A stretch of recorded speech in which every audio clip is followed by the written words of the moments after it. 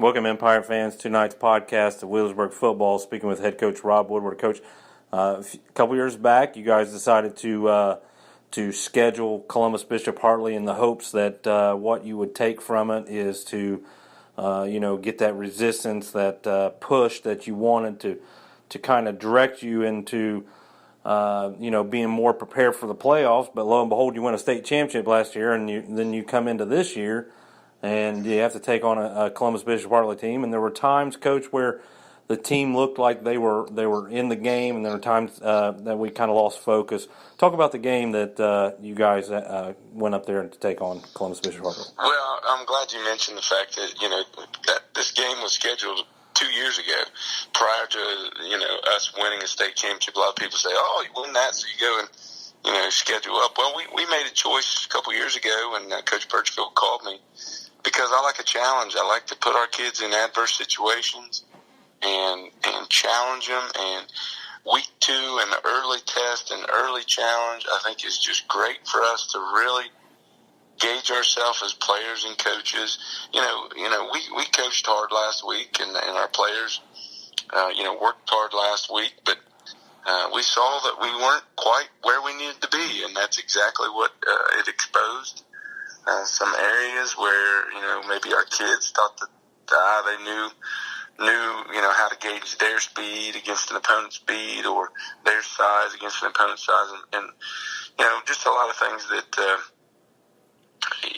you end up when you play a really good team that you start to recognize about yourself. So we recognized some things we needed to work on. You're right. There were times that we were really focused, and I loved the way we came back out the second half. Even with the play of the second half, going against us, our kids kept fighting. And aside, I really hated that they got those 2 easy ones there at the end. Because aside from that, we'd really done a great job forcing a couple field goals, putting some points on the board ourselves. But we just got down too early in that first half. But a lot of size and speed that was out there on the field that we had to battle against, and I think we grew, we got better. I know we have, looking at how we practiced this week after last week's game. We've grown as a team better. That will definitely help us in the future. Coach, one of the we give 2 awards this year. One of them is Camping in the End Zone, brought to us by Wolford's Landing and Cottle Trailer Sales. And usually we give that to a player that's been in the end zone a couple times. But we decided that probably the way that those 2 field goals went in from deep distances, we gave it to Jalen Miller. Yeah, what a great job Jalen did of, I told him I had all the faith in the world in him that first time. We went for it there on 4th and 1. But, when you've traveled 2 hours to Columbus and you're playing a team like you got there, I felt that our early decision needed to be made to kind of go after it and be aggressive. We didn't end up getting that first down. But the next 2 times, we called on Jalen, and they were from deeper distance. I think I had miswrote those in the side of voice this week, and it was actually 43 and 46 yards that those were. But, great kicks right where they needed to be. Great job by our snapper, Trey Carter, holder, Dustin Darnell, and everybody, up front, given the time that we needed. But Jalen did a great job with that, and he did so on kickoffs in the end zone, put one in the end zone, and then another one that was perfectly placed for an onside recovery that we were able to get, and another opportunity that was just missed on an onside recovery. So Jalen has really honed in on his skills and is a definite weapon for us, and I think he's very worthy of that award. And the other award was the Player of the Game, brought to us by Making Me a Pizza on the Ridge Mini Mart on the Ridge there. And we gave it to a guy that was unable to play in the first game, but you could tell his presence when he came back in the second game on defense, and that's Aaron Denini. Avery Denini, excuse me. Yeah, Avery. Yeah, Avery is explosive, and it took him a little bit to settle in there in that first half. Again, trying to gauge the speed of his opponents, And Avery's just plays with a lot of emotion, a lot of explosiveness. He really contributed on both sides of the ball. He had 4 catches, I think, for about 36 yards or something along those lines, and is a weapon for us on offense. He's a weapon for us on defense for sure, utilizing him and his explosiveness. And, he's a long snapper for us on the punt team, and he just brings a lot of different things to the game, and I think he's definitely worthy of the award. I want to mention, too, though, Mason Johnson. He's a guy that a lot of people don't recognize. Little number 21, 145 pounds on the D-line, going against some of those big Hoss cats that they had. But his energy was just tremendous, absorbing a couple blockers. They had to account a couple guys for him at times, which freed up our linebackers to make some plays at different times. And he got tossed and thrown around, but jumped right back in and made plays and graded out very well on our film, too. So he's another one that did a great job. But, Avery's definitely worthy of the other award.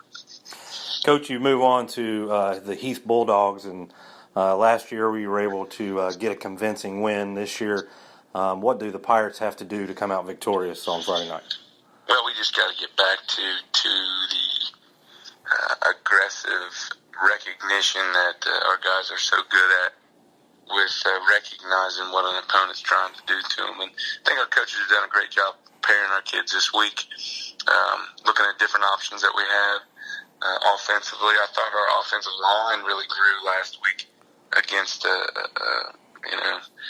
great opponent in Hartley, and I'm really looking forward to what I think that they can continue to put together as we move on, into Heath this week. Running backs, Ashton Clevenger ran the ball very hard. Evan Horsley, Micaiah back there a few times, and Tanner Wilson. All those guys do a great job of running the football. And then being able to get it out again on the perimeter like Trent does so well at. I want to get back to that.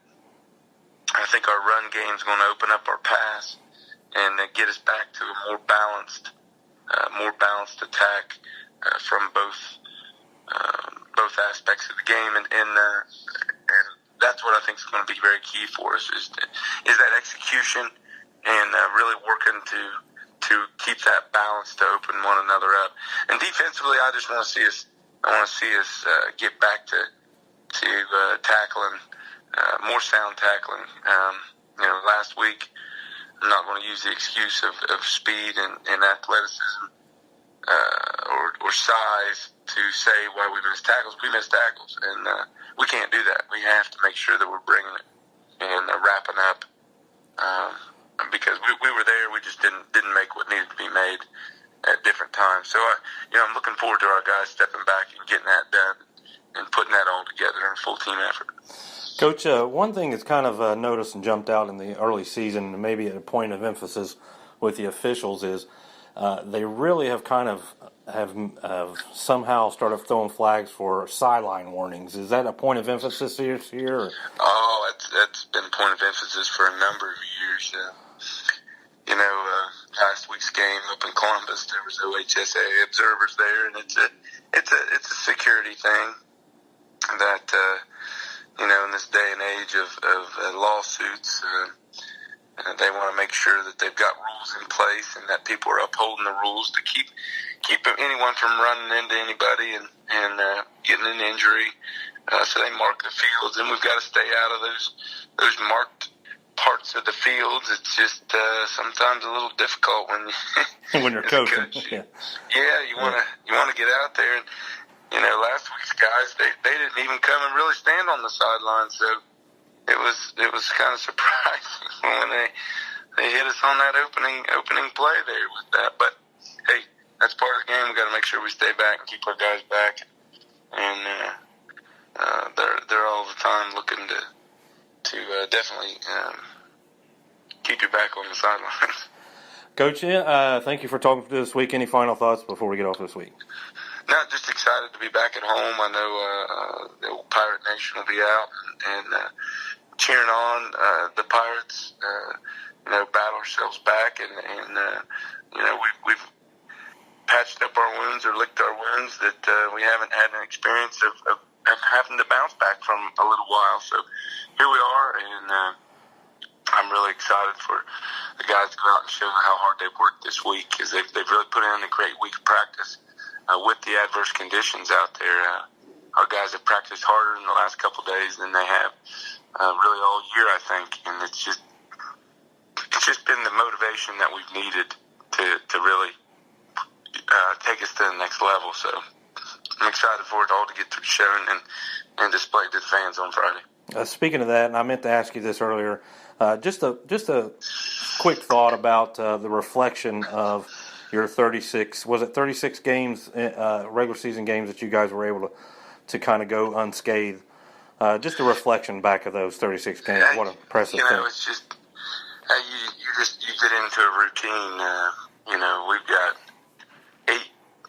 7 assistants along with myself, 8 total coaches that put in so much time on Sundays breaking down film, and throughout the week breaking down practice film and talking and evaluating and working with our kids and trying to dial up each and every way to put them in situations to be successful. And then the kids responding with the work ethic in the weight room, and it's been a routine that our kids have bought into and have been able to do and execute over 36 games, go back to 2014, and aside from some stoppage there at the end of the season in the playoffs, we've just been able to continue and build on it each and every week, and of course put together the season that we did last year. But here we are, and that's kind of what's led to the upgrade in the schedule. So, a lot of people say you're either growing or you're dying, and when you get to this point, when you're 36 games into winning, you want to make sure that you're continuing to challenge your kids and continuing to grow. I don't want to get stale or stagnant. I want to make sure the program's always trying to improve. And, we did just that last week, and I think we've definitely improved and are working towards that as we move forward. Well, Coach, we appreciate talking to you this week, and we'll look forward to talking next week. Is the game at 7 o'clock still? Yes. For some reason, I can't get these 7:30. Are they all 7 this week, so I don't have to... They're all 7. They're all 7 o'clock this whole entire year. Actually, we don't have a game at 7:30. Playoffs, everything is 7 o'clock. Nice. Friday, Saturday, everything. It's 7 o'clock. Well, we appreciate your time, and go Bird. All right, go Bird. Thank you.